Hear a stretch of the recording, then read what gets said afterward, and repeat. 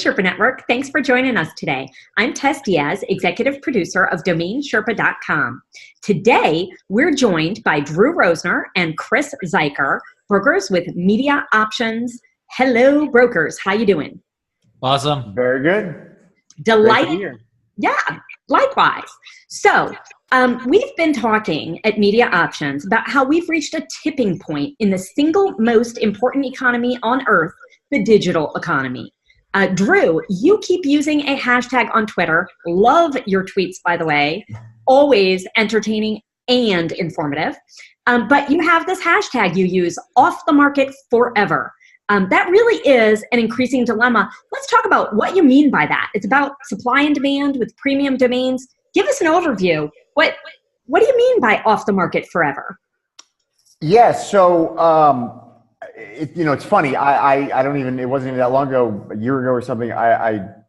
Somebody mentioned a domain sale on Twitter, and I just thought, wow, there are so many companies that should own that domain.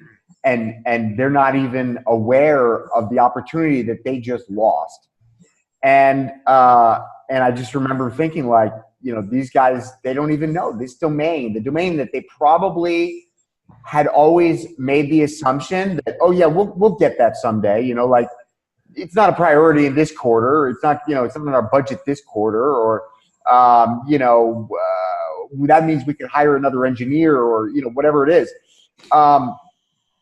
There's always an excuse. It's never the perfect time, right? This is a capital expenditure, and it's part of doing business. You want to create a sustainable business, a sustainable brand. You need to invest in the proper assets, and domain names is foundational to the digital economy. It is. I love that hashtag.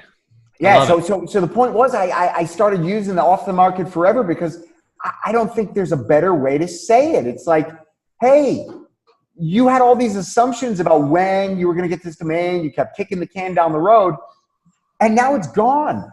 And the thing is we're seeing the velocity of that happening just go parabolic, right? So we're seeing, I don't know, Chris, 30% of our business maybe is domain acquisitions, 30, 40% acquisitions from companies.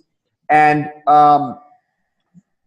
those are getting increasingly more difficult because, it used to be like, oh, here's 100 domains for you to choose from that are just great names, or, oh, here, your budget's this. Well, here's 10 or 20 names that will fit in that budget, but still great names.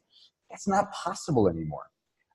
In most cases, companies that are looking to be, the next unicorn, and not that, but if you want to be somebody, you want a global audience, or you want a nationwide audience, you need a big brand. You need something that you can grow into.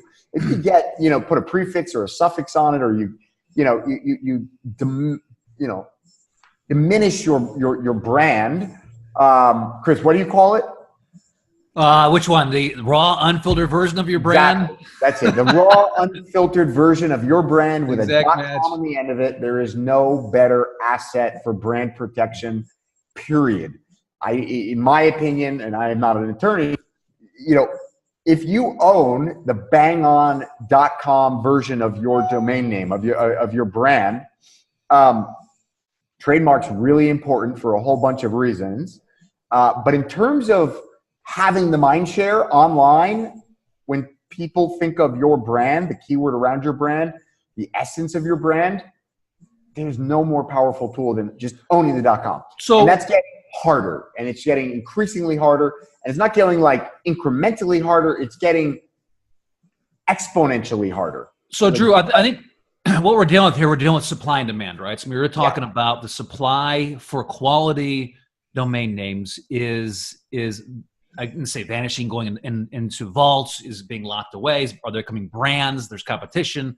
I mean, as the world moves to more online and more businesses move solely online, the supply and demand thing. I think, you could take this conversation many different ways, right? You can take it from the marketing side, right? So, hey, we're talking to brands here, to companies saying, listen, it's off the market forever. So they see the risks and the rewards to their brand, but also you're talking to like domain investors here. We're talking about the supply and demand curve and like how to price your domain appropriately.